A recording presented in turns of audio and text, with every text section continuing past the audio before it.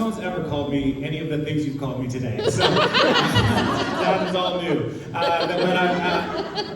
Honestly, I am really grateful for this church. I'm also incredibly grateful for Russ and Rhonda. And one of the most important things, I know I'm going to tell jokes later, but I got to be honest, emotional for a minute, I think, is what I want. I might cry. Don't. I won't. Don't do it. I defeated it. But when I was in junior high and high school, and Russ and Rhonda came, and they served, and they led so well, one of the key things that they never said, but it was caught, was ministry should be fun. And if you know Russ and Rhonda, they are so fun. Yeah. And every time it was just an adventure, all the time with Russ and Rhonda. And so I'm just so grateful for you. And as I was serving in churches over the last 20 years, I always tried to think, like, how can I have more fun? Because Russ had so much fun. And so thank you, Russ, for leading so well and modeling joy in ministry, because ministry can be really hard, but it's a lot easier with people like you. Yeah. And so I know you guys are lifting up their arms like Moses' arms, and they are so grateful for this church. I know that to be true. Yeah. Also, one of the things that really stuck with me from my time with Russ as when he was preaching is his use of words. And this has stuck with me. I just have one thing that has stuck with me forever. And he was so serious as he was preaching one time in youth group, and he said, "It's a symbolic symbol." Of course it is. It's a symbol. A symbol by its very nature, Russ, is symbolic. And so, that has stuck with me forever. And anytime I find myself saying something in a sermon where it's like, oh, that's the same, those are the same words, it's like, it's just because of Russ's leadership. It's repetitive and redundant. It's okay. So, yeah, it's good. It's good. We mentioned this morning that this is kind of a redemption tour for me. The last couple weeks have been kind of weird. I've been performing in church basements, for the last couple weeks for real, and so it's nice to be upstairs today, which is good. There's a real ceiling here, and it's not just a drop tile thing with, anyway. Last week was weird. I was in Montesano, great church. It was odd. This isn't the first time that I've been here doing comedy. And some of you might have thought, I've seen that guy before. And you haven't. You haven't. Just so you know, before today, you have not seen me. I just have one of those faces. I have people coming up to me all the time saying, "You look like my cousin." And I have to tell adult people, you know I'm not. You know I'm not your cousin. But I just have a generic face. I have the Kirkland signature brand mayonnaise of faces. It's not great, but there's a lot of it. And it'll go around, it'll work. And, but I just have a face that people claim to know. And I knew it was a problem when I got a Nintendo Wii. You guys remember the Nintendo Wii? Yeah, it was great. You get a little stick in your hand and you're like, I'm exercising.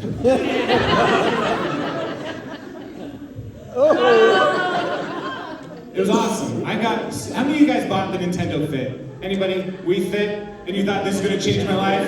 All right. That's still in your closet. It's collecting dust because you just don't want to admit the shame. Let it go. That was a scam. But I bought the Nintendo Wii and I loved it so much. And you set up an avatar for yourself, right? Remember what it was called? The Mii, the Nintendo Mii, M-I-I. And I set up our Nintendo and I'm setting up an avatar, and right out of the box, the face for the avatar was my face.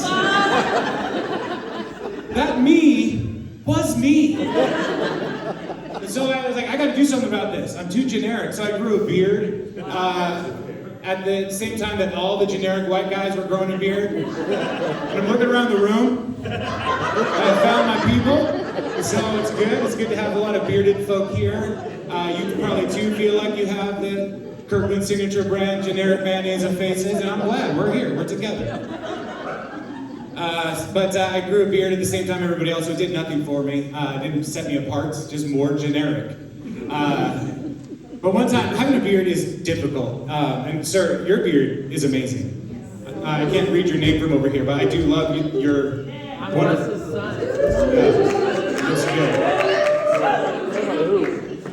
Okay, everybody's talking. I lost it.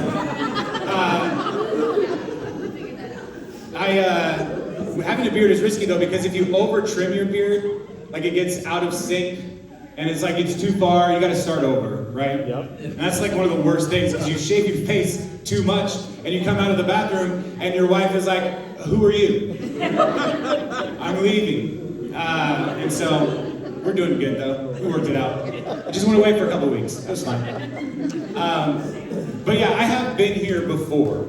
It was years ago. My kids were little. I was doing comedy. I was just getting started, and Kelso was the Tweed Pastors, and so they were planning an outreach event, and they were going to do a comedy night. They put an ad in the paper and everything, and put my photo in front. They photoshopped in front of a fake brick wall. I saw the ad. I was like, "This is not helping." And they were like, "Come on down, bring your family," and it was great. So, like, my wife and my daughter are here, but we have a son, Judah, as well. He's working. Normally Kathy doesn't like coming to watch me do comedy shows because she's positive she's going to outlive me, and she just wants to watch me die one time.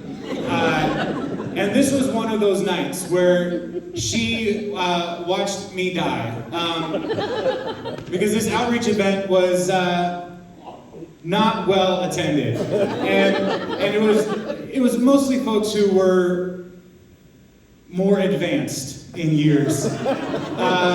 And one family who read the paper, who still got the paper, they read the paper, they're like, "Let's go to the church thing," and they sat over here in the sanctuary, and everybody else in the church sat over here. So outreach was going great. It was going so good, and my first joke, I knew things were going bad. Because I'm just going to tell you the joke. It's a joke I don't really do anymore, except when I tell this story. So it's kind of a trick on you.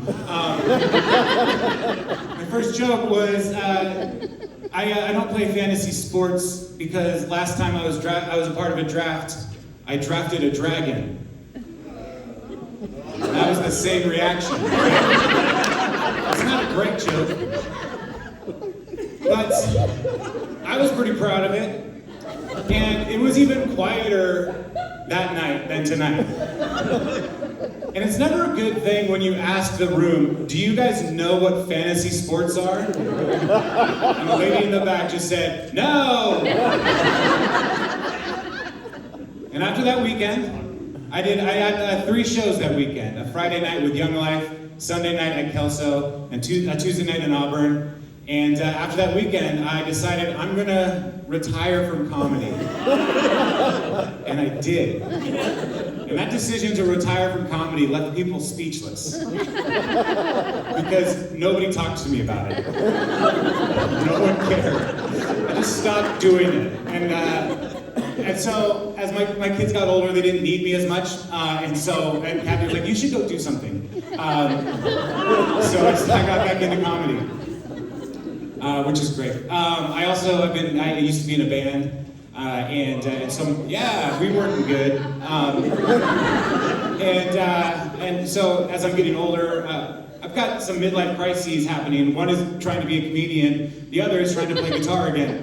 And my wife is very supportive, and she's like, "You should buy a new guitar for your birthday," and so I did.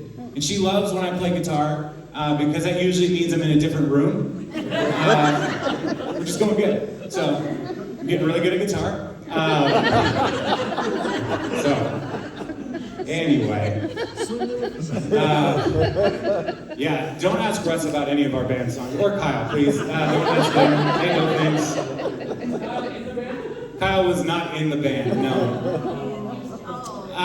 Well, let's, so I'm hoping tonight goes better than last time. But so far, it's 100% better. So you guys are great. Yeah, let me tell you a little bit more about me, since I'm a comedian. I'm a middle child. Any middle children here?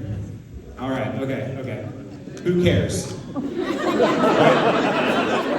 As a middle child, like, your whole life is just one big, who cares? You had 2 years in your life where maybe you were the baby of the family. 2 years you don't even remember. And then one day your parents just look at you and they say, you are not enough. Let's get another one. Maybe a girl this time. Yeah. That's what happened in my family too, Heather. But being a middle child, though, it did help me get a healthy sense of being able to deal with disappointment. So however this goes, I'm gonna be fine. But it also gave me a good sense of differentiation, or as I like to call it, apathy, and just being like, I'm gonna just do my own thing, don't worry about it. And one time, apathy and detachment, they actually saved my life. I was a child of the previous century. I was born in the 1980s. Yeah, I'm an old. And I was playing outside. I was playing outside by myself because I was a middle child. And this was a time where there was a lot of things that we were afraid of. And one of the things we were afraid of was stranger danger. This was new. My parents had just learned about this. But they didn't really bring the lessons home. And so I played outside by myself, and we lived on a pretty busy street, and a guy in a white van pulls up. This is a true story. Pulls up, rolls his window down. He says, hey kid, can you help me find my puppy? And I was just sitting there playing Ninja Turtles or something. And I was like, dude, you should take better care of your dog. And he just drove off. And it was just recently, as I was reflecting on my life, that I realized that that guy was trying to kidnap me. And apathy and detachment saved my life. So thank you, apathy. Thank you, detachment. I'm finally glad that I have a sister. But being all the middle children here, I don't know if you guys know this, but we are actually an endangered people group. Because people are not having more than 2 kids anymore. I mean, my family, my wife and I, we're both middle children, and we found each other, we like each other, it's great. But we stopped at 2 because can you imagine raising one of those middle child trolls? Oh, it'd be hard.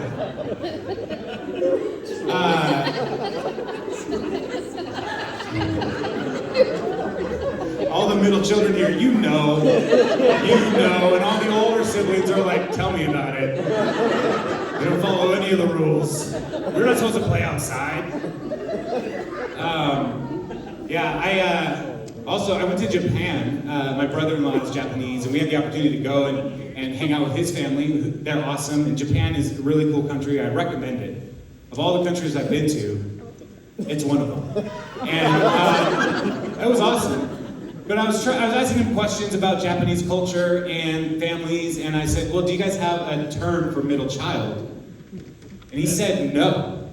Like, we don't even have that concept or idea or a term, which is one of the most middle child things that could possibly happen. A whole culture was like, oh, don't worry about them. They don't need a word. Just let them be. And it's good being a middle child. I'm also an introvert. Any introverts here? All right, if you make any noise, liar. Right? Introverts are like, I'm sure there are more introverts and you just didn't raise your hands. Because I don't want anybody looking at me. You're the truth teller. I appreciate you.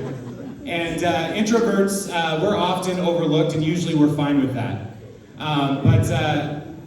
There's a lot of talk in comedy spaces about like trigger words and words that do harm to different communities. But as an introverted American, people don't really think about us. And I wanted to take this moment. I already did my middle child endangered awareness moment, and I'm going to do the introvert awareness moment. Because there are words that people use that bring great harm and angst to the introverted American community. And, times change, the way we talk changes, right? It's okay. And I just want to ask you to please consider this word and just maybe avoid it, okay? And that word is hello. I don't know what to do after that. Are we best friends now? What is going on? Hello, you two. I got nothing. And people talk about the Seattle freeze, where people don't talk to each other, and they say it like it's a bad thing. No, this is awesome. We're all just doing our own thing. I love it. I had a friend at work who asked me if I wanted to carpool, and I was new to the job, and I just looked at him and I said, I don't want to do that at all. And it's not you. It's not your fault. It's me. I would rather take the bus for 3 hours with strangers than take a 30-minute drive with a coworker that I kind of know. What are we gonna do? I was with my boss, he's nice, but we were on a long drive, and it got to the point where we ran out of stuff to say. I was like, do you believe in Bigfoot? I don't know what to do. He doesn't, by the way. He doesn't. I'm on the fence. Anyway, but as an introvert, it's really hard to make friends. I'm a 44-year-old man. Making friends is already really hard. Because my first friend, his name is Casey Borgen, and I'm pretty sure he's still alive. But we were in kindergarten, and we became best friends because I noticed that he was also wearing a belt. That's all it took. I was like, Casey, let's play. Best friends for 1 year. Then we were in different classes. I was in Miss Haliotis' class. It was rough. I was too young to be in her class. Her name is too close to halitosis. And I had no opportunity to use that joke on her. She's probably for the best. But I changed jobs recently, and so now I'm trying to make friends at work. That's really hard. Because as an introvert, and then also just we're all working, we're all doing our thing. So I'm just trying to be encouraging. I want to be the encouraging guy at work, like Russ. But I can't go around and just be like, hey, my office neighbor is Brent Colby, who was here this morning. I can't go over to Brent's office like, hey, we're both wearing belts. Let's do, HR has rules about that now. We're both wearing belts. Let's play. That won't work. That won't work at all. So I was at work. I'm trying to be more encouraging. I was at the urinal one day. Everybody uses anyway. Let's be adults here, guys. The guy next to me, there's a code, right, in the bathroom. It's never good at the urinal when, I was at my daughter's swim meet and the guy next to me just came up giggling. That's not good. There's no reason for that behavior. So, when I was at work, and the guy next to me came up and he just let out this big, soul-crushing sigh. Just,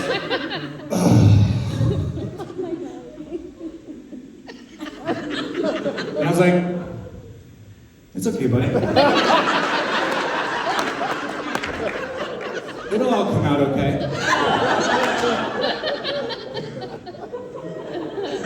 And now HR has rules about that too. So, I don't know how we're gonna make friends out here in this world. It's tough. It's tough, y'all. I did recently change jobs. As I was in between jobs, I was trying to figure out, what do I want to do with my life? At the time I was 43, and what do I want to do? And I had some ideas for some jobs that I would love to do. I had a goal during COVID to learn how to make furniture, and I made a furniture, and then I was like, I'm not that good at this. But I wanted I wanted to start a furniture competition where people would make pieces of furniture and I would judge them, the furniture. And I would want to be called the Ottoman umpire. Right? Wouldn't that be fun? I thought that would be a great job, but apparently you have to have money to start things like that. Oh, money. The other job that I would really love to do is to be the spelling bee word announcer person. Right? The person who just tells the kid the word they need to spell. And so, for instance, a kid comes up and I would be able to say, like, your word is superfluous. And they might say, could you use it in a sentence? And this is why I want that job. Because every time I will say, yes, please spell superfluous.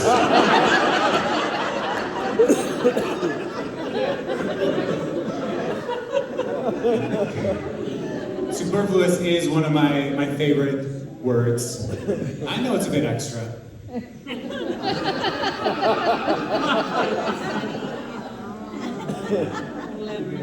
Yes, wordplay. It's going well. Before this, my current job at Northwest, I was a pastor for 20 years, and I loved it. But you deal with interesting things when you're a pastor. Interesting complaints, like the music's too loud, sermon's too long, you're fat. It's like one of those isn't as relevant as the other two.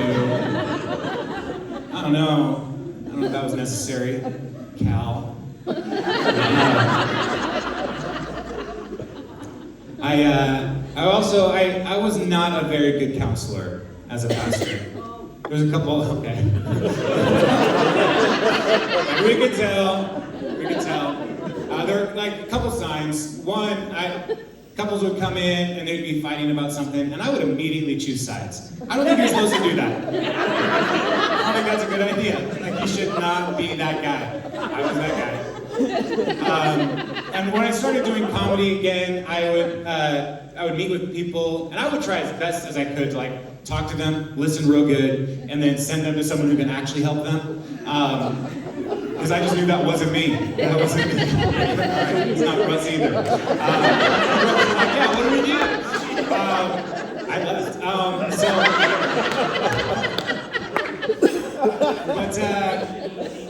I started doing comedy again, and invariably, which is another word I just recently learned, invariably, the husband at the end of our conversation would be like, this isn't going to end up in the act, is it? And then I would say, oh, that's the narcissism she was talking about. All right. Well, you guys are going to have a very awkward fight on the way home. I'll see you next week. But people are complicated, right? Who's met a person before? Right? Okay, some of you are true introverts. Wow. Like, nope, never met a person. All right, just stubborn. All right. But people are a mess, and you're never done with people. And when you're pastoring, like there's always something to be working with people. And it's not like you can just like build a person and be like, that person's done. It got to the point where I would do funerals, and I would just like put my business card in the casket. It's kind of like one of those inspected by tags you would find in your coat pocket. Like, I did the best I can, God. There we go. Families asked that I stop doing that. Now, I wrote down in my notes here, I don't have a joke for this. It's just a thing that happened to me. My grandma died a couple weeks ago. You don't have to feel sad. She was ready. And so were we. I'm not joking on that. But I'm a nice guy. But I was doing the service as the pastor in the family. I pray at Thanksgiving and I do funerals. That's what I do. So I was doing the service and my uncle was there. And I always ask people during the tribute time, which can be a really meaningful time in a memorial service. Let's get real for a minute. I always ask people to write it down. Write down what you're going to say and just read it. Nobody's expecting at a funeral everything to go perfectly and for you to have a memorized speech. Most of the time at a funeral, people are like, you did all of this in a week? Wow, that's great. And so nobody's like, the expectations are so low. And I was like, okay, Uncle Jimmy, did you write it down? And he looked at me right in the eyes and said, no. And what am I going to do? There's like 12 people here for this service on a Monday night. So best time to do a memorial service, Monday night. And so he started talking, and he didn't stop for a long time because he didn't write it down. And so I'm trying to get him to like stop and like trying to, Russ, like the nudge of like, you're done, we're all done with you. And he was not really getting the hints. And then he got the hint, and he was like, I guess my nephew's done with me. And I said, yes. And as he's walking down this platform, he booed me. I got booed at my grandma's memorial service. But again, being a middle child, I was prepared for disappointment. So, yeah. I'm a dad. Any dads here? Yeah. Being a dad is rewarding, is something that I have heard. I am still waiting for my son's Father's Day card. Any Father's Day card. He's 19. He'll get there. He'll figure it out. My daughter, though, she did give me a Father's Day card, and it was so sweet. And I opened it up, said, Happy Father's Day. So we're on the right page. Thanks for being my free Uber driver. 3.5 stars. Music sucks, talks too much, needs better snacks. It's the nicest thing she's ever said to me. But Father's Day is such a scam holiday, right? What other holiday does the person being honored need to remind people that it's coming up? It's the third Sunday in June. Just write it down. It's the same third Sunday every year. Like you don't see Jesus going around in December going, psst, my birthday's coming up. People just know. I'm not trying to like equate myself to Jesus, right? But my kids wouldn't be here if I wasn't involved. So, come on. But I'm old, and so when I think of jokes, and like I do comedy, and there's a lot of like younger people around at like these clubs I go to, and so I'm trying to figure out like what is a good word, what is it like, how can I phrase this? And so sometimes I run jokes by my daughter, and so I'm running a joke by her trying to relate to the young people, and she said, well, first of all, I hate how you start words.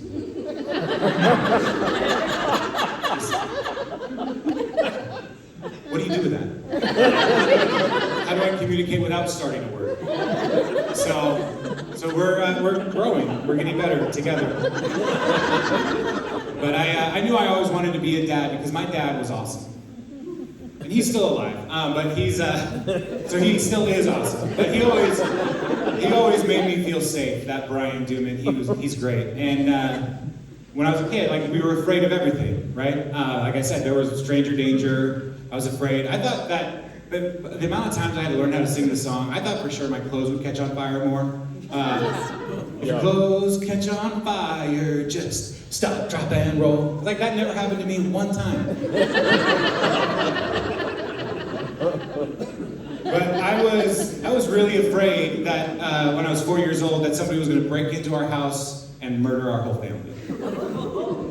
Yeah. I lived in California for a minute. It was rough. And so I asked my dad one night as I was getting ready for bed, like, Dad, what should I do if somebody breaks into our house and they try to murder our whole family? I'm 4, and he says, this is what you do, Jason. You just lay real still like this, pull your sheets all the way up to your neck. They'll think your head's cut off. They'll move on. I love you. Good night. Good. That's when I learned that the human head may or may not be detachable. And I still sleep that way for safety. 100% success rate. He's not wrong. He just hasn't been proven right. So, but I'm not going to risk it. I've only got this one head. But I do want to be like my dad. His favorite thing in the world is to go to Safeway and read greeting cards. Yeah, this is an adult man with real money. He can do anything. He doesn't have kids at home. He has cable. He can do anything. He can watch sports all day if he wanted to. He's retired. No, I'm going to Safeway. What are you doing, Dad? You know, reading cards, and he loves it. And he'll read them, and he just cracks up there, like crying, laughing so hard. And he'll buy some, and he'll wait to deploy them at just the right moment. He's like, yeah, nailed it. He's great, and it's one of the things I love about him. And I find myself like looking at cards, and like it makes me think of how awesome my dad is. But sometimes I just want to like help the cards out a little bit and make them a little better, like because they're all so generic. And so it's like, well, I'll just add some stuff. So like you get a new job, like a park promotion. It's like, congratulations on the promotion. I just want to add in, your mom still won't be proud of you.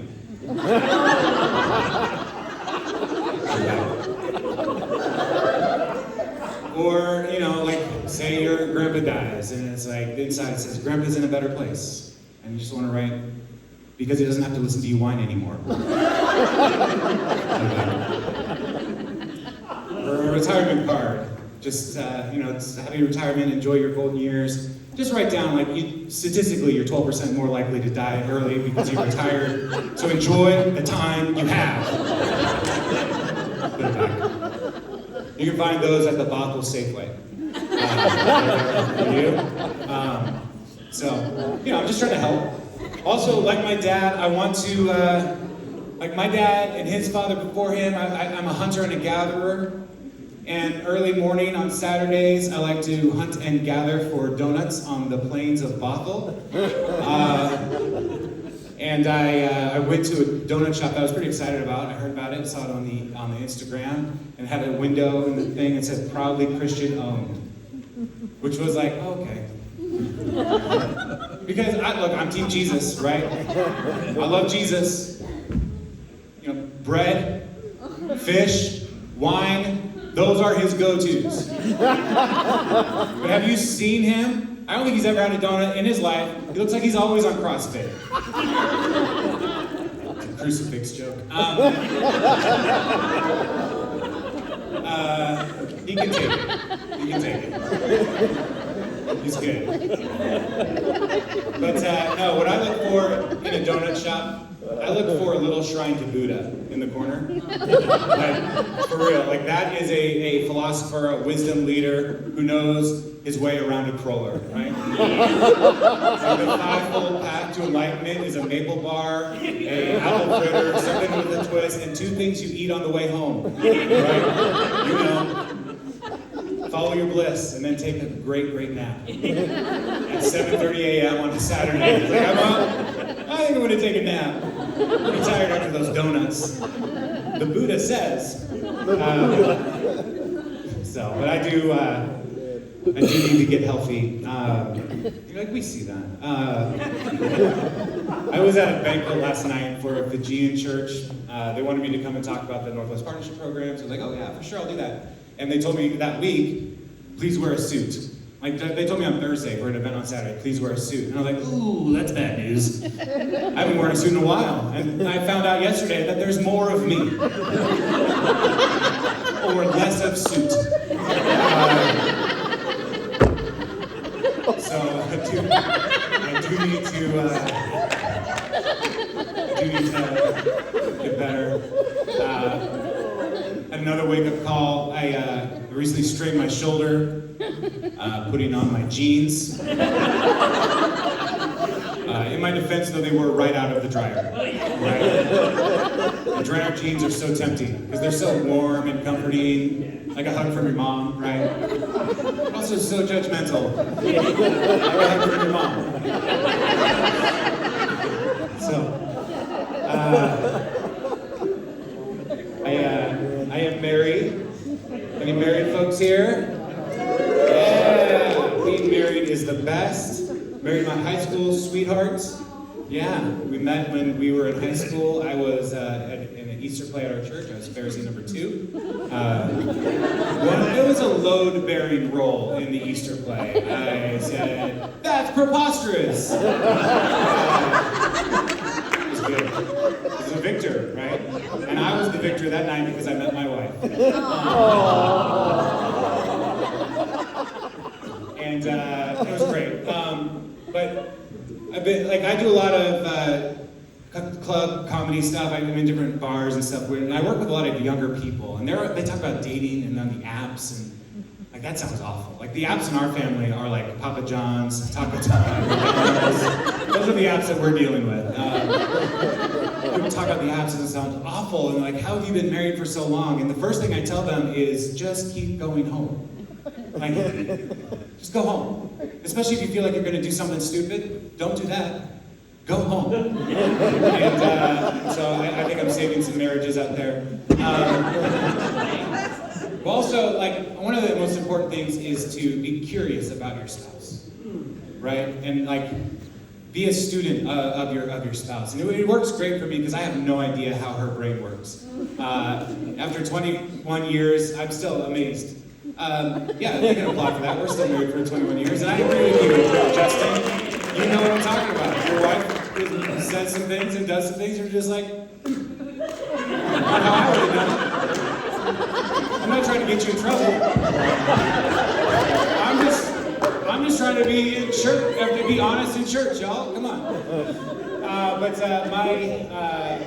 My wife is a nurse, so I'm going to tell you some things. I need you to know this. She's a hero. Yeah. Right? She's a hero. Yeah. She's a frontline worker. She does a lot of, her clinic works with like a lot of breast cancer stuff, a lot of colorectal stuff too. So she's a frontline worker, but mostly back end.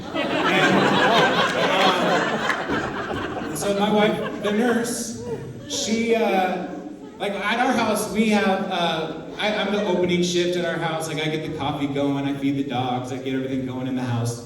I'm also the closing shift at our house. I turn off the lights, I get the coffee ready for the next day. I let the dogs out and they come back in. I make sure the doors are all locked. I'm like a split shift manager at Dunkin' Donuts, basically, at our house. And so one night, it was taking me a little longer to close up the house. And we have a 70-pound golden retriever. Her name is Maggie. She is dumb. So we go like, oh, she's the dumbest dog. She ate my Bible. I mean, come on. Jeremiah to Isaiah and Corinthians to maps. Gone. So she's dumb.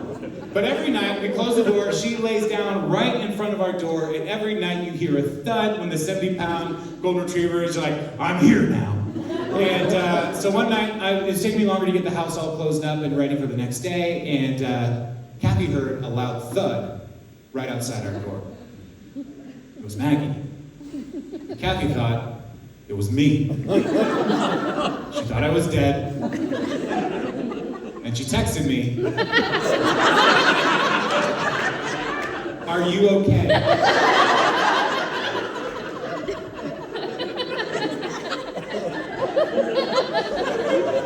My wife, the nurse, the one person in our house who could have saved my life,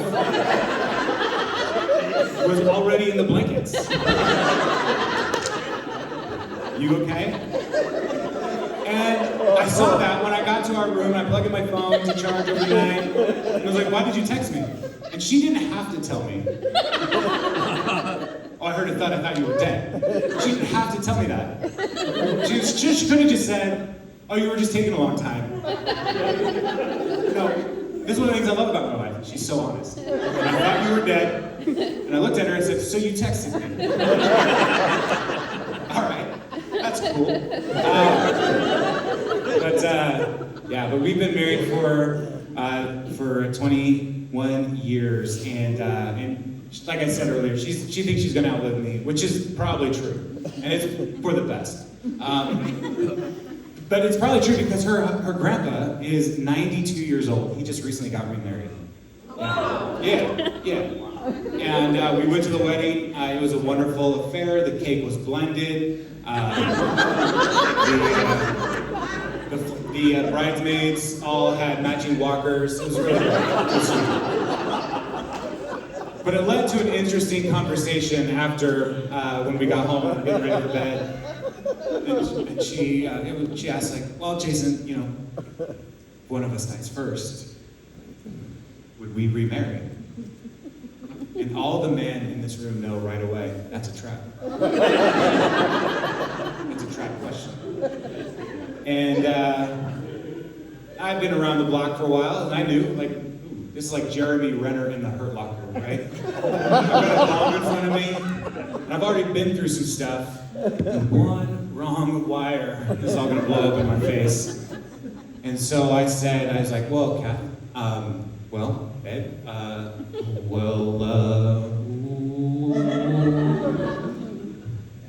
what do you want to do?